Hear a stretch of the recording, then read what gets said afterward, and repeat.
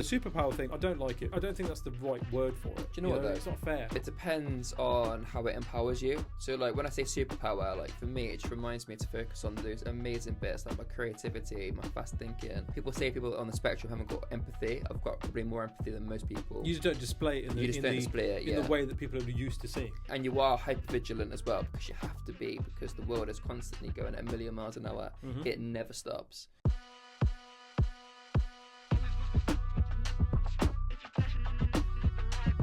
Welcome back to another episode of RecTalk. I'm your host, Nitin Sharma, founder of RecTools.io, host of the RecTalk podcast, co-founder of RecCircle, and chief non-officer for the Recruitment Curry Club. Details of all of which and upcoming events and so on will be in the description below. That's enough for me. I'm here to introduce my guest. He's a good friend of mine. I've known him for many, many years. You will know him from his videos on LinkedIn, from his time in talent acquisition, from IHR, from RecFest, from anything and everything to do with the talent acquisition community. This guy is in the centre of. It's Dane Fox. Dane, appreciate this, mate. This has taken far too long to sort out and do. It has. We probably meet up for a coffee once a quarter, and we talk about it, and we just never quite get this in the diary, do we? So it's because you're a busy guy with everything you're involved in. Too fucking busy. Too busy. Oh, mate, and so are you. You're kind of here, there, and everywhere, aren't you? I'm doing my thing. Yeah, I'm doing my thing. No, it's good. It's good. I think the topic of conversation today is probably the reason why you and me get on so well. In that neurodivergency is important to both of us, and this is not going to be an episode, certainly from my point of view, where we sit and talk about, ADHD being autism being a superpower and it's my super strength. Mm-hmm. I think that shit is all cringe, right? Yeah. For me, it's more about understanding yourself and knowing why at times you don't fit into certain brackets, and then how do I use what I am good at to my advantage to be able to do stuff whereby I can look back in a year's time and be like, this is my fucking job. Like, my job is to sit here and do this. Yeah. Because a year ago, if I'd have told somebody, and I did tell people this is what my plan is, they'd have laughed me out the building and you need to go and get a proper job. Which I know you've had a lot of kind of naysayers with the stuff that you get involved in and stuff. Talk me through your journey in understanding yourself. So my journey of understanding myself. So I've always been different, but I never really knew I was different because back in the 90s, being neurodiverse really wasn't a thing. Yeah. So I was always known as that class clown. But the thing is, I was always clever. Yeah. Like I'd finish all my work and then I'd have nothing to do. So of course I'm going to play out. And then you learn through variables in life as well. So like the popular kids are the ones that are the most interesting. So like you act up, you get the reward of, oh, Dane's funny, Dane's interesting. Yeah. Carried that through school. So you were the class clown.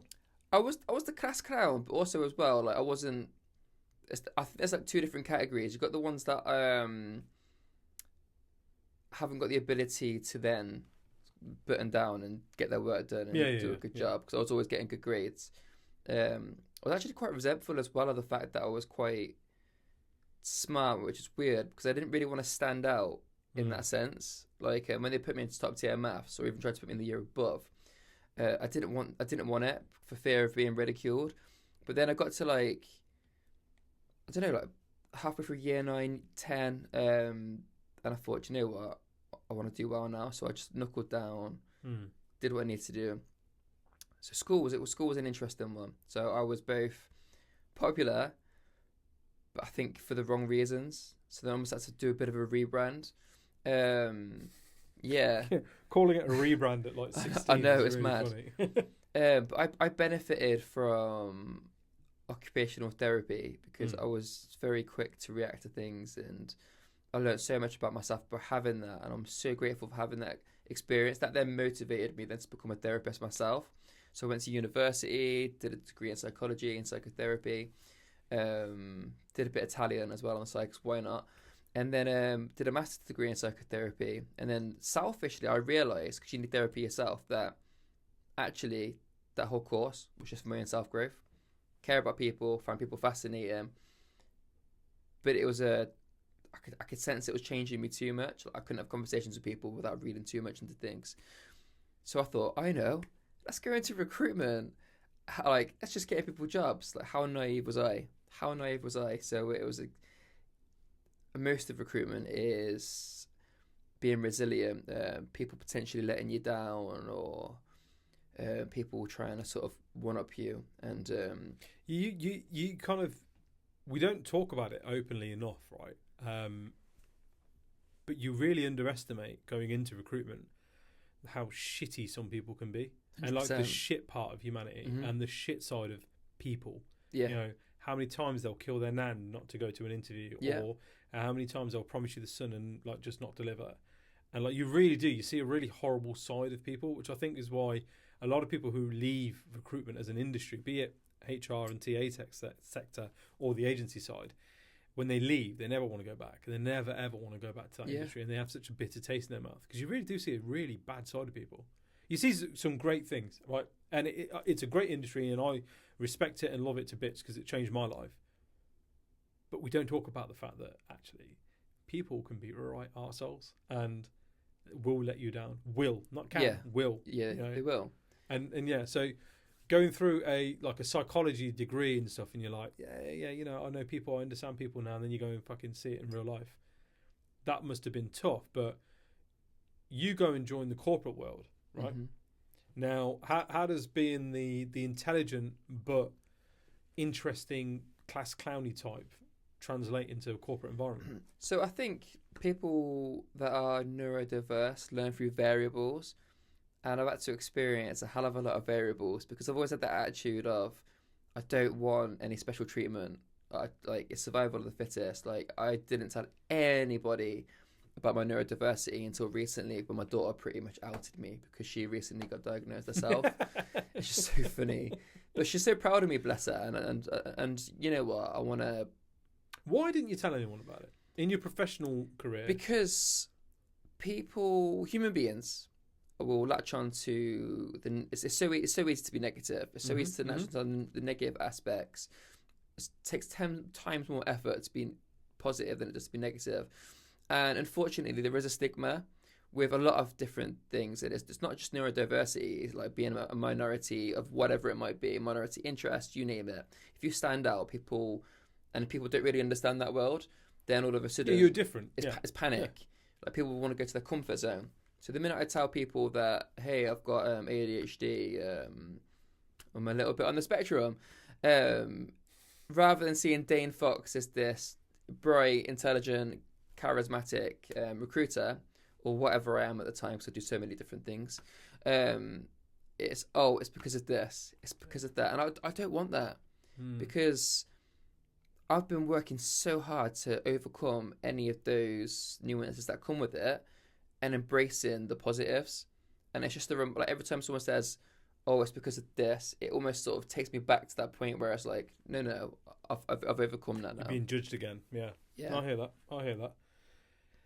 So when you then first decided to openly talk about your neurodivergency, how was that received?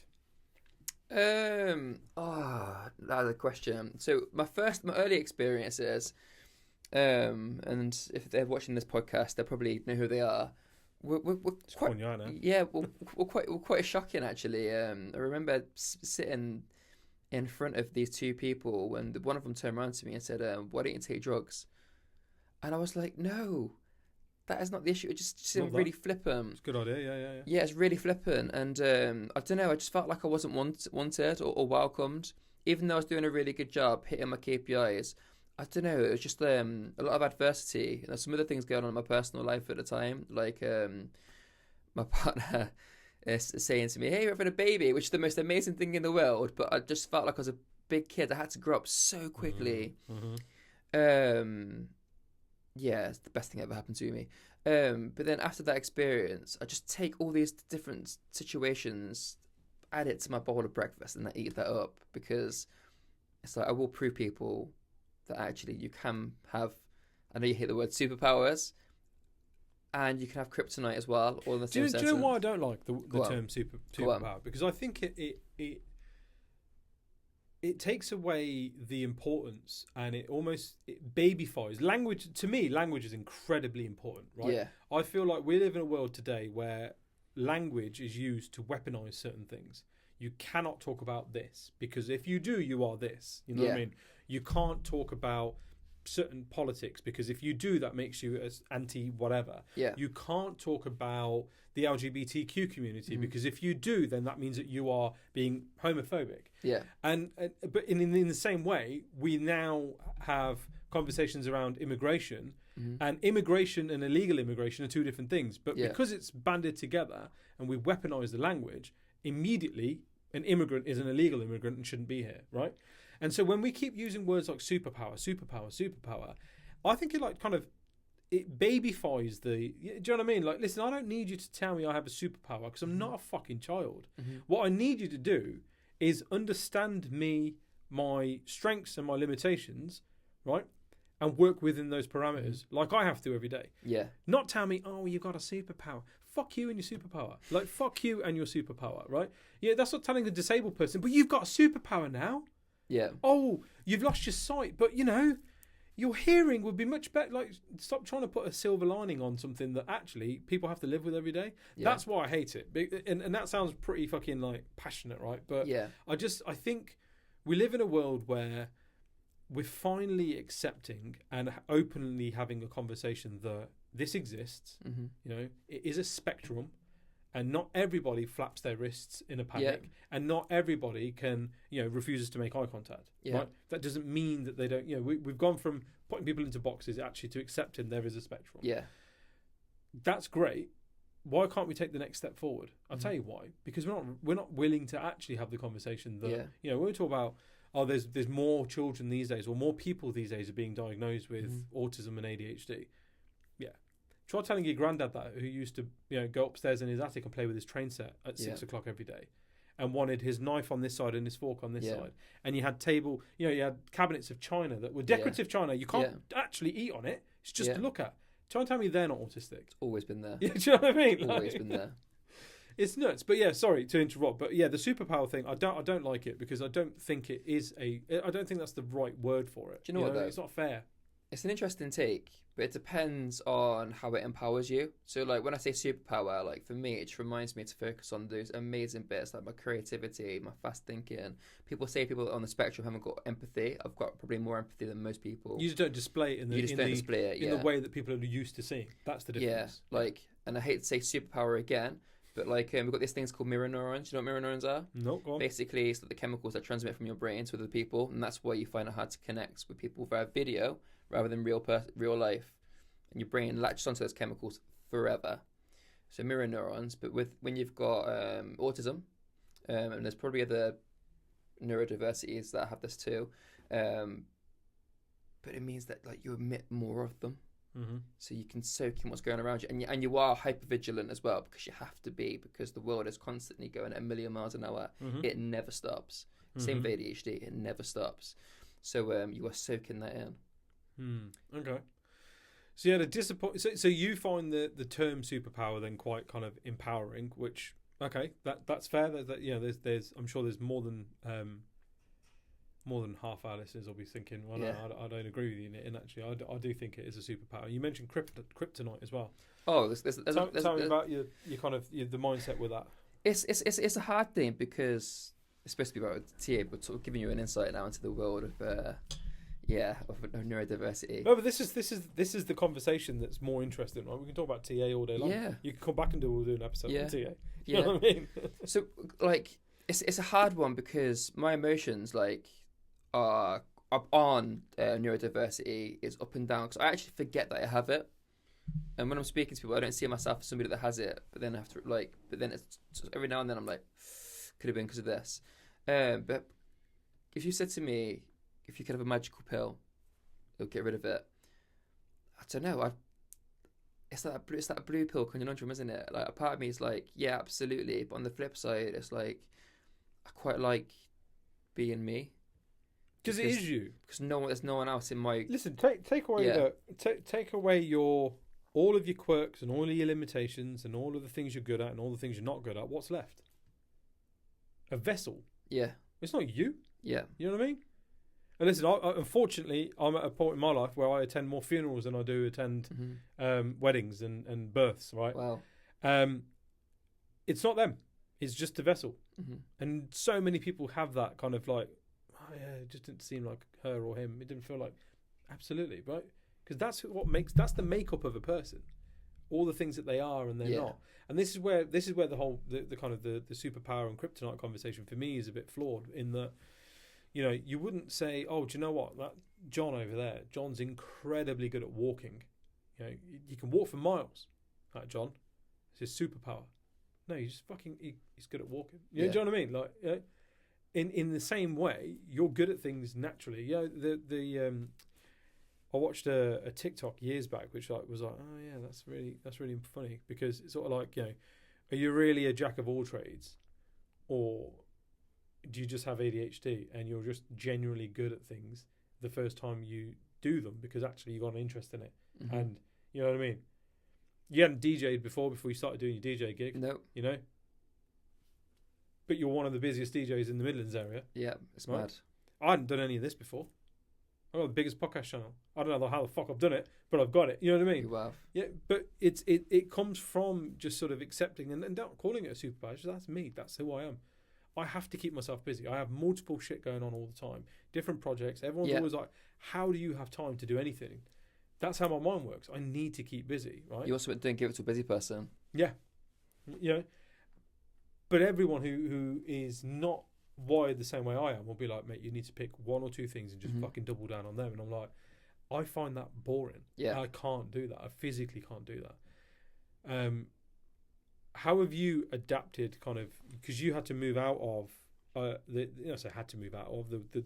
fucking market moved and the industry changed and the economy moved that way, right? But you were in and out of jobs for a while post COVID because of redundancies and headcount cuts and that kind of thing. Cast your mind back to what you were like then and compare yourself to now. What's the mind shift change? I have never ever been out of work. Even when I've been made redundant and I've had that notice period, I've somehow always managed to land on my feet. Like when I left Trinity Home Care last year, within 2 weeks of me being made redundant because they ran out of money, I was snapped up. But equally as well, through all the experience that I've had, I just can't compromise on my values. Mm-hmm. And if something's not right, i.e. hire and fire attitude, it's not for me.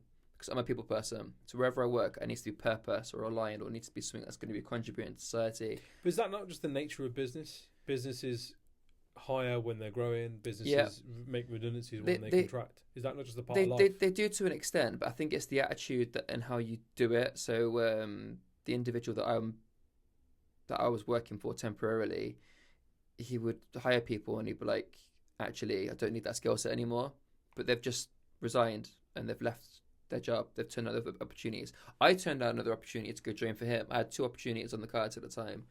And I was just like, this ain't for me. So much so that I hear that many red flags that I actually spoke to the previous head of TA and I said, here's my red flags. This is what you were experiencing. I've never felt compelled to do that before.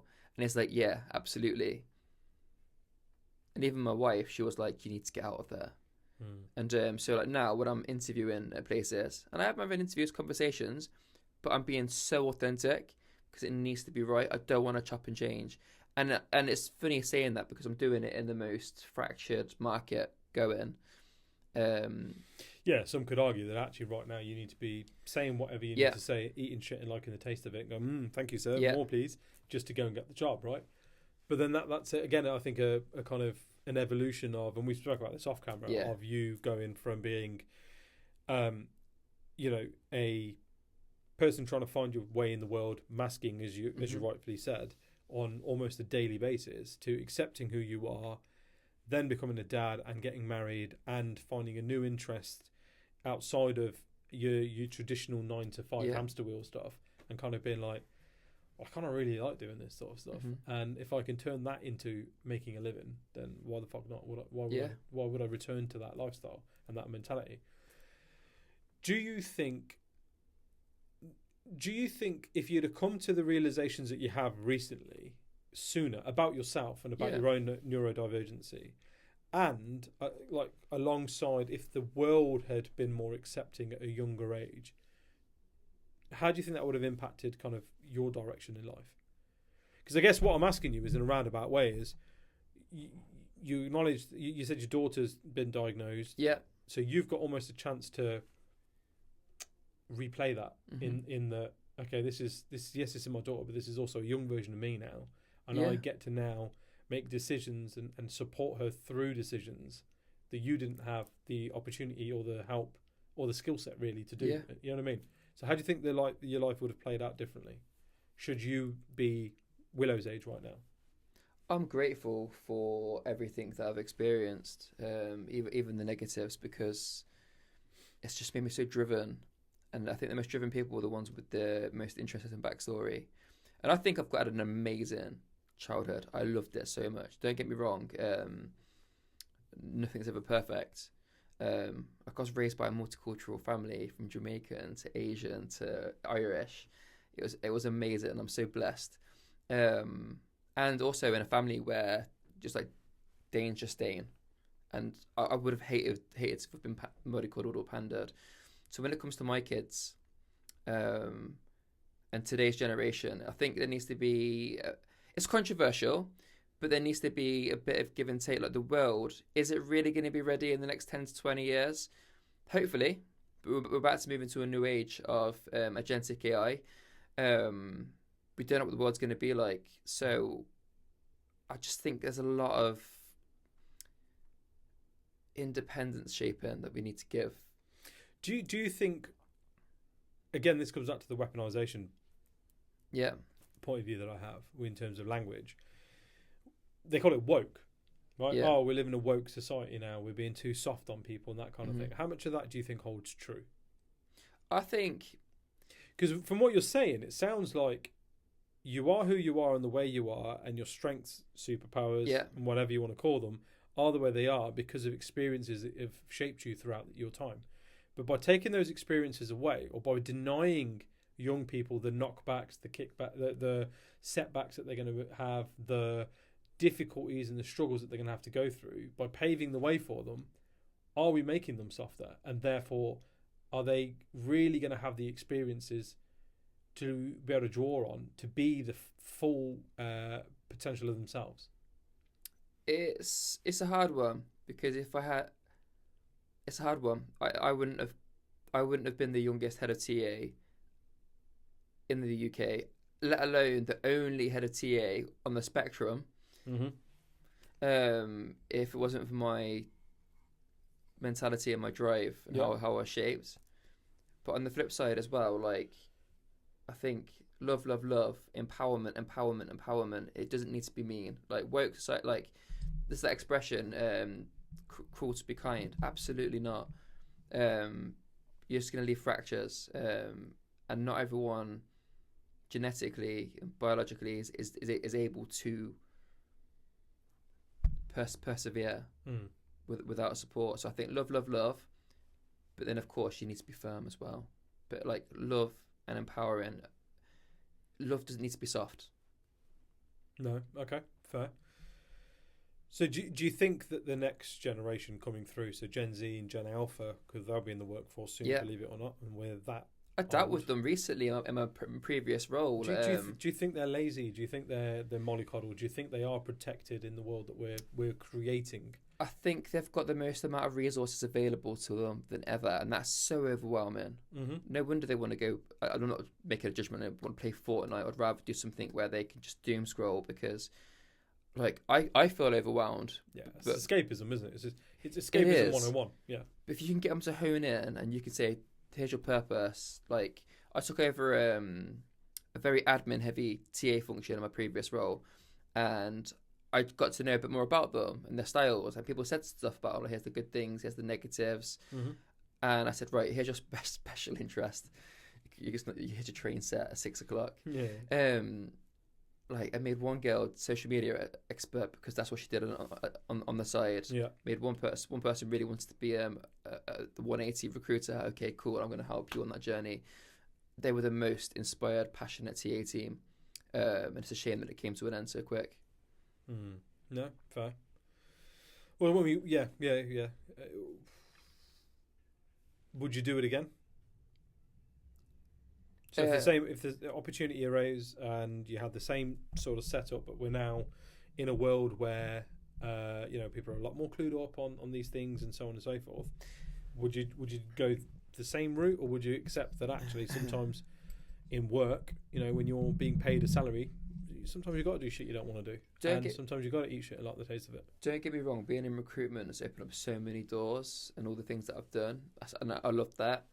But I just think if I could go back and do it all again, I'd just follow my heart. I would never do anything for money. Mm-hmm. I'd do something that I loved, and then if you do something you love, you'll never feel like you're working. Like, I love recruitment. I love people. Like, I know we talked about people letting you down, but everyone's on a journey, and I love seeing how people change and develop over time, and I can see through all the BS. No one's inherently bad, no, unless they've got some screws loose completely, for whatever reason.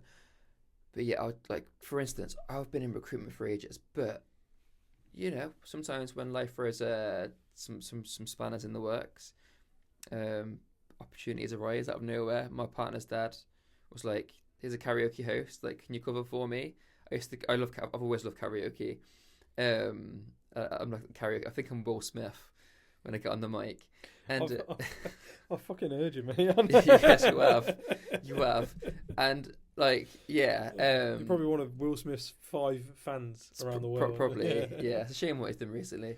But yeah, I did that, and because my brother used to be in DJ, and I've always been around it, and I've always been I used to be that kid at school that used to make mixtapes with people and sell them for £1. The music side, the music hustle is something I love, to the point where I'm probably the most busiest DJs in the Midlands, getting paid a decent amount of money for it, to the point where I haven't had to panic. It's tiring because you are pretty much doing a night shift. Yeah, it's late nights. And I'm doing stuff in the day as well. I'm doing some free stuff in the day as well for care homes, which I love, schools, you name it. So it's not just all about money for me. And now it's a case of with my entrepreneurial mind, how can I get that to a level where it's monetized to the point where I'm comfortable, I can give back, but I can still do what I need to do? Because I think people with neurodiversity, ADHD, whatever, you do need some space. You do need your hobby, because otherwise you will get burnout. I was getting to a point where I felt like I was getting a bit of burnout. So sometimes I feel like these things that happen in life happened at the right time or for a reason. Yeah, no, you're right. I think that's a bit that people kind of maybe misconstrue, right? Is that downtime that you got to give yourself. So I just get it all the time. I mean, I would be I'd be ahead of target all the time. Hands down, I would be sort of the hardest worker for that 20-minute burst. Do you know what I mean? And even when I ran my business, my staff would laugh and be like, "It's really funny. Your business partner's sat there at his desk all day long, and he's making his little notes, and he's dialing out, and then he's typing up his little notes. And you're always on your feet, walking around on the phone. Come off the phone, just have some shit chat with us, have some shit chat over there. Yeah. Then you dip in and help this person. Then you dip in and help that person. But when it comes to the end of month billings, your billings were always higher. Yeah. Did you just have better clients? And I was no.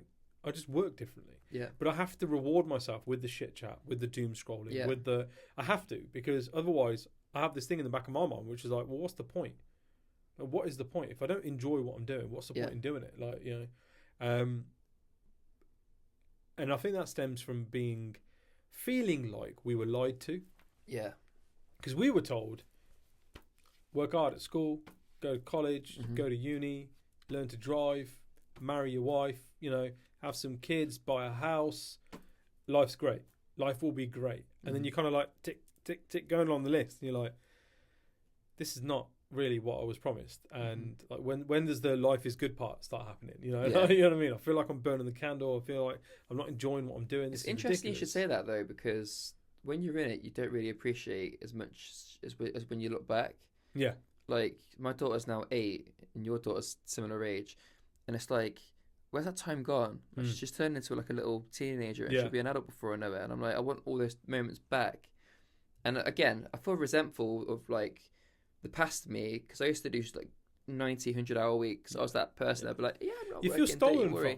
Yeah. You feel stolen from, don't you? And You what feel f- like what a for? victim of crime because you're like, hang on, I gave you all of that, all for what? For you to at the end of it be like, make a redundancy, see you later, or Yeah. sorry, your face doesn't fit anymore, fuck off, right? Yeah. And absolutely, that for me was sort of the waking up moment was, you do all of this stuff, and you work hard and you earn the money that you want and all the rest of it, so that you can build a better life for yourself. But in building a better life for yourself, you're ignoring all the day-to-day stuff that actually makes your life better every day, right? Whereas for me now, it's like, no. I take my kids to school every day. Mm-hmm. I want to do their dinners. I want Yeah. to put them to bed every night. You know, that's a non-negotiable. Mm-hmm. I have at least a coffee with my mum every morning. That's a non-negotiable. And I've got to build my work life around that. Yeah. I'm not working for 30 years to be rewarded with 20 at the end to do what, at best case scenario, to do what I want, you know? You get 75 goes around this earth. Like, you know, do you know what I mean? Like, Yeah. that's not a lot of time. I'll give you a really interesting quip. I got my haircut a year or two ago when I was my first head of TA role. Don't get me wrong, the person that I worked for all the time, lovely woman, like inspiring. That's why I left BT during that midst of redundancy to go work with her. But like, that's not what I heard, man. no, honestly, she's absolutely she's an angel. But like some of the things every now and then I'd hear, like, how did you manage to have time to go get a haircut? Well, because I'm not your 9 to 5 person. Mm-hmm. I am until 10 o'clock at night. I might even get up in the middle of the night and be like, oh, let's do this. Schedule some stuff. Yeah. I can't be restricted with the compromise of 9 to 5. And how are we in a world now where everyone's going back into the office? You need to be in the office. Like BT, for instance, I will name and shame because what they're doing right now is terrible. You might need to edit that out probably. Yeah. I don't edit anything out. No, it's good. Honestly, I hear things. But going back into the office, they're monitoring how many times people are actually coming in. It's like Big Brother, and that's not the best way to get your people pumped and excited. And it's such an awesome brand and what they do, but in the little microclimates, just be better, just do better, and it stems from the top. But you touched on a really important point though. Like, I can't, you don't. You're judging me for what you do see, and you're not accounting for the things you don't see, right? And that's an ongoing trait for neurodivergent people. Yeah. In that you want me to fit in your box, right? You want me. How did you go and get a haircut during work hours? How fucking dare you, right? Because between 9 and 5, you need to be sat at that desk. Yeah. Well, if I'm sat at that desk just twiddling my thumbs, doing fuck all day long, that's not a good use of my time. No. But you see that as a good use of your as my time, because actually that's a metric that you can measure and say, you came in at this time, you left at this time, and therefore this person's a good worker. Yeah. What you don't account for, or not accepting, or not open to the thought process of is, he gets all his work done. Yeah, he does it in the evenings or on weekends or whenever it needs to, and he gets it done. He's not behind his KPIs. So he went and got his haircut. Why is that a big deal? Like, what is going on here? Like, I'm the one with the problem here as the manager to have an issue with that. I'm the issue, not this person. And what I love is the fact that because we're going through this sort of acceptance and awakening almost of people going, yeah, I've kind of felt a bit different my whole life. Maybe I should go and get checked out, or maybe I should go and look into this. And fuck, okay, yeah, that makes a lot of sense to me now. There's more of us than you realise, and a lot of us don't want to play your games, and we don't want to. You can't force us back into the office to tick a KPI box. You can't force us to work between 9 and 5 to tick a KPI box. It's not going to happen. And there's going to be I think, a mass shift where companies that accept that these people with superpowers can deliver incredibly well and exceptionally well outside of the cultural and societal norms. And once they start building these teams, and once they start building these groups of businesses around that, I think that's when you'll start really seeing the difference between status quo, BT, versus like disruptors that come in and go, no. Well, here's where you get people like a mutual friend of ours, Andy Greer, come in, who said you need a Dane Fox in every team. I love that, because these are the people that you'll put into a meeting room and they will say the things that everyone else is thinking. Yeah. And that's how you shape innovation in a safe space. And he's probably one of my favourite managers of all time. Another incredible manager I had, James Mullen, who's now at HCA, when I was at Nuffield Health. The first couple of months, I won't lie, I had a couple of complaints because it was a bit like, Dane's honest. Yeah, we ain't used to this. Yeah, with Dane challenging me, I'm not used to this. Just get in your box, do what you need to do. And he turned around to me and said, "You're absolutely fine." He goes, "It's not you that needs to change the aim, it's them." I absolutely smashed it out of the park. So much that my former manager, Gemma, who went to Bupa, took me from Sunderfield. She then took me to Bupa for a reason, obviously, because of what I did and the vibe that we had. Yeah. No, it's interesting though, yeah, because that's the thing. You don't have to be neurodivergent to get the best out of neurodivergent people. You just got to understand that there's certain things they're good at. Yeah, we talk a lot, right? Certainly in recruitment on the agency side, we talk about a lot about high performance sports teams and how we try and compare ourselves to high performance sports teams. You know, a good manager will put the best people in the best positions 100%. For them, right? And will accept that sometimes I do kind of need somebody who's going to play a bit of a Freeman role, who's going to move back a bit and go forward when he needs to. And sometimes I've got people, no, I'm left back and that's all I'm going to do. Yeah. Don't make me go wing back. Don't make me go any further up the field. Yeah. And they build the team around that. Great managers do that. Mm-hmm. You know, what poor managers do is just try and find somebody who kind of just get in there and just do what I need you to do. Don't ask questions. Don't tell me what else you can do. I don't care. You know, but they've got their own challenges. That's why when I'm interviewing at the moment, I'm like, look, what do you need? Okay, if you want a square peg in a square hole, I'm not your guy. If you want somebody that's going to come in, help push the needle, I won't push it too much. I'll work within the confines of what you need me to. If you need me to go and change the game, I can do that. If you want me to just focus on these two key things, smash it out of the park, I can do that for you. But if you want a square peg, square hole, but you need creative freedom to be able to do it. That's 100%. the point, isn't it? What you're not asking for is like, I want to change how you operate your business, and I'm going to walk into your boardroom and flip the desk over and flip off all the shareholders. No, what I'm saying is, if you want me to fix a problem, you've got to entrust me to fix that problem and allow me to fix that problem in the way that I want to. And sometimes that might be a bit uncomfortable for you to start with, and for some of you, it might be a bit like, what the fuck is happening? But in the end, you'll see the end result and you'll go, all right, cool, right?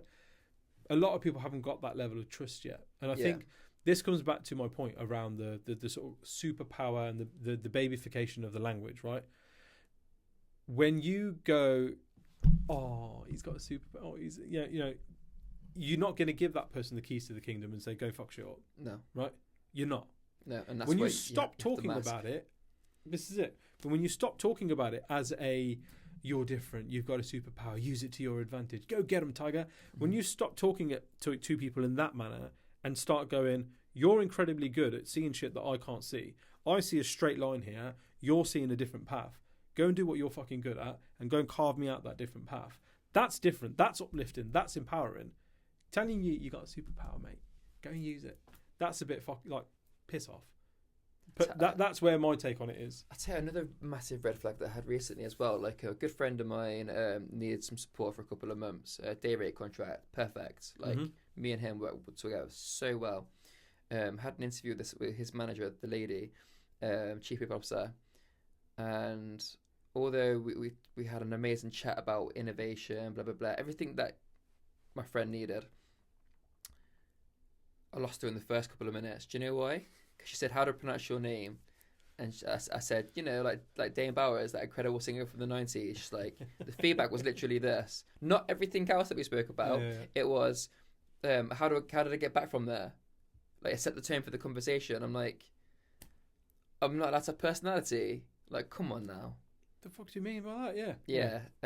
It's a shame because it's an awesome brand. You wanted to hire an AI robot. Sorry, apologies. I'll make sure you... Yeah, but you think a lot of these brands have got, like, personality, but like... Yeah, like some of the people, like... But the thing is, you've got to distinguish between the brand and the people, right? Yeah. The people don't make the brand. The brand is the brand. The marketing team make the brand. Yeah. Right? Let's be honest. Yeah. We see Gymshark as a cool... Well, used to, because they fucking fell off recently. But we see Gymshark as the cool brand because the marketing team do an incredible job. The people who work in there, I can say, because I used to support with the recruitment in the finance team, some of them are personality-less, like, drone bots. Doesn't mean, you know what I mean? Like, you got to accept that. Fucking hell, sometimes people get given the keys to the kingdom, so to speak, in the hiring strategy, and you got to either choose to play the game and tell them what they want to hear, which people like us who've been masking most of our lives know how to do it, but eventually we stop doing it. Or you just got to kind of go, I couldn't have worked with you anyway. But this is why I'm so passionate about saying to people, just be your authentic self. Like, don't be capped. Like take risks. Like flap your wings. But it's easy to say that when you haven't got the rent due and the bills due and school trip to pay for and lunches to provide. Do you know what I mean? That it's very easy for us to say that when we've worked our way into a position where we don't have to go and say, please sir, can I have a job, right? That I think we've got to be accepting of that there's people out there that are kind of like, I wish I could do that. But how can some like TA departments or human resource departments, like the department that needs to be so people centric, be so flawed with limited thinking? Because people are flawed. That's why people are flawed. The clue's in the name. It's a human resources department run by humans, and people are flawed. Everyone that you encounter that you either disagree with or agree with in whatever way, shape, or form, they are the way they are based on experiences and things that have shaped them into the person that they are. So it's like anything, right? I say on this podcast a lot, in that it's not people buy from people. People buy from people like them, or people buy from people they like. Yeah, that's it. There's no in between. It's either a likability thing or a relatability thing. It's and true. if you don't like this person and you can't relate to this person, I'm fucking sorry, but you're not going to work for them for very long. It's like with suppliers, for instance. Like you've got your tripads of this world and other incredible platforms, but if the customer service after you've bought the product isn't responsive, then it just I can't advocate for that. I'd rather have a 7 out of 10 platform than a 10 out of 10 platform if the customer support is there. But yeah. I mean, that's a completely. Again, there's people that would argue the other way around, right? And I think that's again how we're wired. We value the personality and the personnel behind a bit of technology, whereas others are like, listen, if it does what I need it to do, I don't care, right? Yeah. So no, there you go, mate. This has been really insightful. We're on the 40-minute mark. I think it's a good place to wrap it up, actually, to be fair. Any closing thoughts? Gandhi, what an incredible human being. He said, be the change you want to see. I know sometimes when you got to pay the bills, you feel like you have to be a certain way, but I just think as a community, wherever you are, whatever profession, try and change that dial. You are the average of who you surround yourself with. Yeah, I like that. No, I appreciate that. I'm going to counter the argument about Gandhi and say actually he was an incredibly racist individual who I have zero respect for, but he was good at one-liner quips. Yeah, mate. Honestly, I want to appreciate you. Really appreciate you opening up, and thank you for your time and stuff. Thoroughly enjoyed this chat, guys. That's all from us. New episodes drop every Wednesday and every Friday. Thank you for liking, sharing, subscribing, doing all the cool shit that you guys do to keep us at the ultimate top of the recruitment podcasting charts. Appreciate you. We'll see you again next time. Thank you. That was good.